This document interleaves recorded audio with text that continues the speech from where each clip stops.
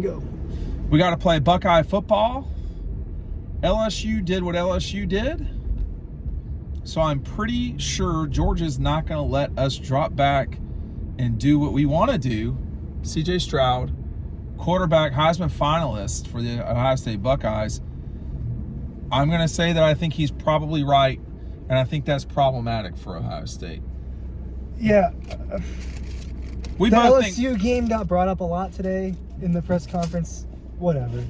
Did the Michigan game get brought up a lot? I feel like the Michigan game got brought up 0 times. Okay, good. To my memory. It's just getting a little stupid. LSU got brought up. Tennessee got brought up. That's it's on the site. That's kind of what I wrote about today. Every game is exclusive from one another. What happened with Tennessee? They had a high-powered offense all year long. They played Georgia. Hendon Hooker, it's the only game all year he didn't throw for 200 yards. LSU. He didn't throw for 200 yards? No, 198, I think. LSU doesn't have this high-powered offense all year, and then they throw for 500 collective yards. A lot of that being in the second half, or about half of it in the second half. Almost half. Yeah, it was a ton. So what you think is going to happen is not necessarily what's going to happen. Right.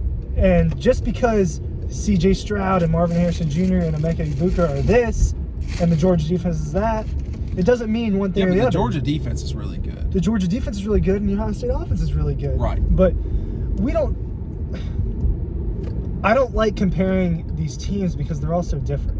I don't like when people compare Ohio State to Tennessee because it's not the same thing. If you watch the games, Tennessee was much more just like get downfield, get downfield. First of all, Hendon Hooker was a run guy. We're recording. What's going on? Quickly. But no, that's fine. I'll call you later. Okay.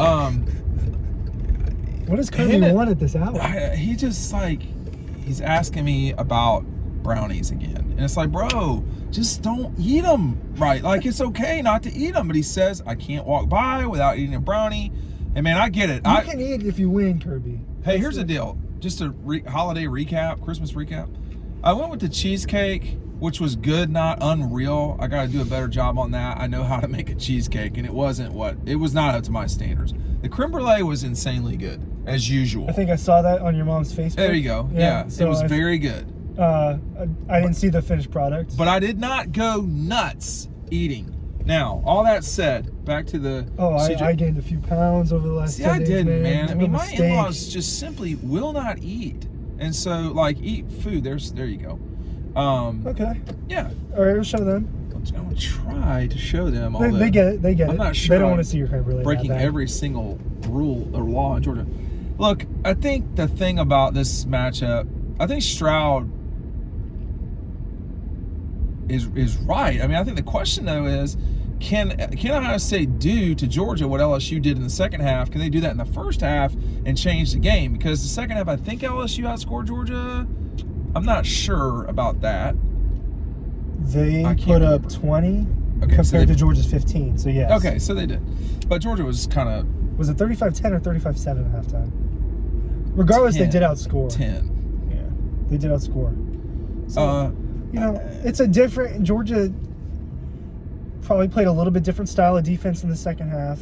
And the offensive game script was obviously different at the beginning. The quarterback changed, and people love to talk about, these backup quarterbacks are so good against Georgia. Well, you're preparing for one thing, and then you get another. It's not that surprising if the guy is talented. Which Nussmeier is. And Nussmeier was flipping it around. He can throw it. Now, you step back and look at his numbers, though, they were not unbelievable. They were pretty good. But he hit some big balls, etc. Also Glenn Schumann today was talking about, hey, by the way, while we're on the subject, a lot of people did this yesterday. We really would appreciate it if y'all just sign up for the newsletter. It's down below. It doesn't cost anything. We cannot, like Ryan's talking about what he wrote today. We can't read you. It's not, books for, YouTube and Facebook. This isn't the audio. Yeah, just go and sign up for the free newsletter. We had dozens of people sign up. It really makes the most sense to pay attention to that because there was so much stuff today on the site that we can't cover it all in one writing home, or we'll get Stetson tomorrow and I'll write on Stetson, I'll write on Munkin, and there's stuff going on. Sign up for the newsletter.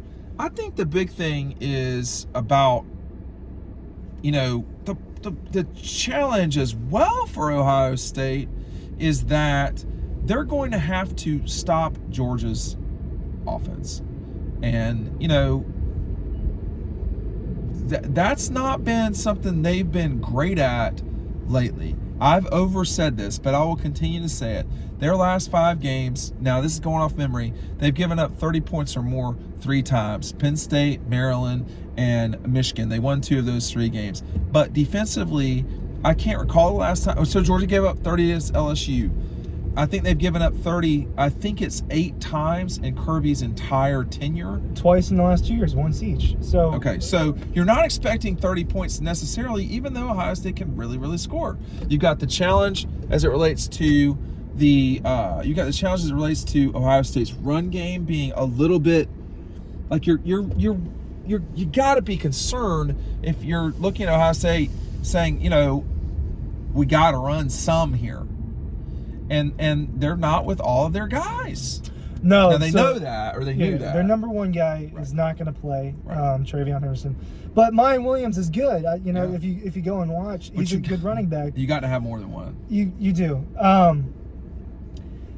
Georgia, the way Michigan didn't get brought up at all today. It is funny when you think about that. I think it's kind of been overdone, to be honest with The you. Michigan game? Yeah, because I remember Michigan, Ohio State? Yeah, Okay. I remember last year how often, like I counted how many times Alabama was brought up in Miami. And it was like, I mean, and it was not the Georgia reporters. It was sort of everybody else. Some of it was Georgia reporters. I mean, like if you're, you know, me or you or Dash or Jake or, you know, whoever, and you said the last game you played was Alabama, so you're going to say Alabama naturally. But it doesn't have to be consistent. It seems like we've heard so much about the Michigan-Ohio State game that if I were Ohio State, I'd be exhausted of hearing about it. I mean, they're playing Georgia. They can win the national championship. They very well can beat Georgia, and then they get a chance to redeem themselves against Michigan. I mean, it's enough already about the Michigan game, for God's sakes. Yeah. I think the one thing I'll say about that game, and then move on, is Michigan beat them pretty soundly. The way Michigan scored is not the way a team scores every single game. There's 5 explosive 50-plus yard touchdowns. Yeah. That is very atypical, the way that they won that game. Michigan doesn't score like that. No, and Michigan. So, but is that Ohio State or is that Michigan? Is that Ohio State or is that Michigan? Can Georgia do that to Ohio State? It's like you get into this rabbit hole of just hypotheticals. So here's my hypothetical on that front. Normally I'd say no, but the way that Milton and Kenny's always had the capability to do this. I have a green light. It's okay for you to stop. I have a green light. Seahawks jersey. I mean, I know it's your first time in Athens, but the rules of the crosswalk always apply. Doesn't matter if you're in Charleston, West Virginia, South Carolina, or some other Charleston. It's a crosswalk. Hey, the way that Kenny can always take it 50 yards.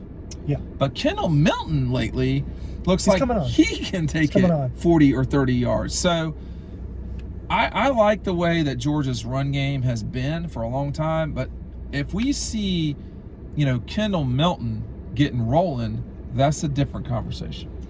Yeah, I think he's gotten healthy is what it is. Yeah. I mean, he looks better. He's a guy that's dealt with just little injuries here and there throughout. This is his 3rd year in Athens. And I think we're at the point now where, he's probably as close to 100% as he's been just off the way it looks. Just for eye test, I don't have knowledge on that. But, dude, if that guy is ready to go, then you have 2 very good / possible elite running backs and Kendall and Kenny. And we're not even talking about Dejan Edwards. We're not even talking about Edwards. We're not even talking about who is dangerous. Probably the most consistent runner out of all of them. If you gave each of them a drive and gave them 8 carries, I think Dejan Edwards is probably the most consistent guy. So Kenny, we're talking about running. Yeah, as running. Kenny, 8 catches might be more dangerous. Well, dangerous, yes, but consistent, I don't know. That's an extension of their run game. Aren't we saying the same thing we always say? How do you stop this group? Now, Ladd McConkey, I think, is one question. Warren McClendon, we'll just see, right? If Warren can't go, you get Mims. You got Mims, but you don't have a replacement for Ladd. No. Well, you don't have a replacement for Ladd. If you're trying to look on the bright side of that situation, AD. Yeah, but dude, They're not the AD's same great. player. They're not the same. They're not the same player. They're not the same. They're not. And, you know, Ohio Ladd is more of a tool guy than AD. Ladd, I talked about this in a video not that long ago. Ladd has scored a lot of points at the Dome. Yeah. He's scored a lot of touchdowns. He's had a lot of big games. Against Alabama last year, had a touchdown. He looks fast on that Mercedes-Benz turf, he man. He had two touchdowns, I believe, against Oregon. Yep. He had 2 touchdowns against LSU. One of the Oregon ones was a run. This Georgia, That was the first touchdown of the year.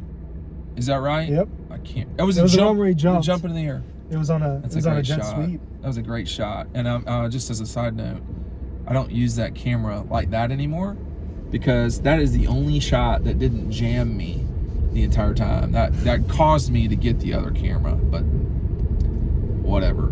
I think, you know, I want to watch. I purposely not watched the Michigan game, but I'm going to watch the Michigan game soon enough, and for Ohio State, and I, you know, that was one game. That's like watching Georgia Mizzou. The only thing about Georgia Mizzou is the way if Georgia had played like they did in the second half the entire time, if they didn't have the turnovers, they would have routined Missouri and no one would have said anything. And one of the things that Kirby talks about a lot is, why do we have to lose to learn? You don't. I think we learned a lot, frankly, about Georgia when they played Missouri, the way they fought back. You know, when you talk about adversity, I certainly thought they could have or were going to lose that game. There were plenty of times when I was like, they're about to lose this game to Missouri. Yeah, man, I just never. You didn't, but I did. I was just, I got my cold coming on, freezing out there with my shorts in the stands. It was cold. It was cold. It was cold for September. It was October 1st. Okay. So it was cold for that. You could just, I don't know. I can just kind of tell sometimes with them in the second half. It's the way I felt against Alabama in the second half of the national championship. It just felt like they were in total control for the most part. You've got to beat these guys all 60 minutes. Yeah. Just like you had to beat Alabama all 60 minutes. You can say, look, we can sit here and talk about Georgia's defense, Georgia's offense, all that. We're talking about a top 5 pick in C.J. Stroud as a prospect, as a quarterback, a 2-time Heisman finalist, and some really legit wide receivers. The corners are probably going to get beat a little bit. Oh, if not maybe a lot. Certainly are going to get beat. They're going to score. Georgia's not going to shut out Ohio State. No, they're going to score. It's just a matter of, and I think they totally will and can. Can you outscore Ohio State? I think it could turn into that. But at the end of the day, Georgia, you got to make stops too. Well, yeah, I mean, I don't know if Ohio State can stop Georgia as much as Georgia can stop Ohio State. That's probably the way I would look at it is, where are we really at here? This is a team game, okay? If there are no explosives on special teams like happened at Mississippi State, if there are no game-changing touchdowns like on defense, like if Christopher Smith doesn't just happen, and we're just playing straight up games, not Clemson Christopher Smith or LSU or Oregon Christopher Smith. Everybody talks about how big games. I call it Stetson season. Well, Christopher Smith. He doesn't get talked about him. He's ready to ball out at any moment. But he's gotten his flowers, All-American. So yeah, I'm just gonna tell you, I'm surprised he got that. Not because he doesn't deserve it, because no one ever thinks about the guy. I thought the same thing, but when I saw it, I was like, oh, cool, that's right. That's right. It is right. But I agree. I felt the same way when I saw that. But no, let's just say there's just like normal games, no punt block, no kick, no weird stuff. No silly. There will be at least one weird play. Let's say none of that happens. Georgia should win that game. Now, we'll just see, right? But they are the better team. They are at home, essentially. That's the other problem for Ohio State. They played 8 home games. They did not play great away from home. I think they played pretty well. I think it was at Iowa. But the other away games were a little bit of an adventure. They were at Penn State. They were at Penn State. And let me just say this, too. This is just like the SC Oregon State game. That was a really good win for Ohio State. Okay? They were losing in the third late. You're on the road. They rallied to win that game. They should have won that game, but they were tested in that game. And they said, okay, we can do this. They did not play well at Penn State necessarily, and they won. They did not play well at Maryland. I don't think they necessarily played amazing at home either. I mean, you got the loss, okay. And then the opener against Notre Dame wasn't. No, it wasn't great. Special. But at Northwestern, there are some parallels between Georgia and Ohio State this year. They've had their tough ones. They have. I mean, Georgia at Kentucky was not dissimilar from Georgia. From Northwestern hosting Ohio State. I mean, Ohio State looked worse, I think. But those games were about in the same universe of one team's a lot better than the other, but Northwestern was freezing cold. Northwestern was 1-11. Yeah, that was the difference. Kentucky's not a bad football team. No, they're just not good at all. All right, we've got Stetson tomorrow, Todd Munkin. Thanks for watching. Newsletter down below.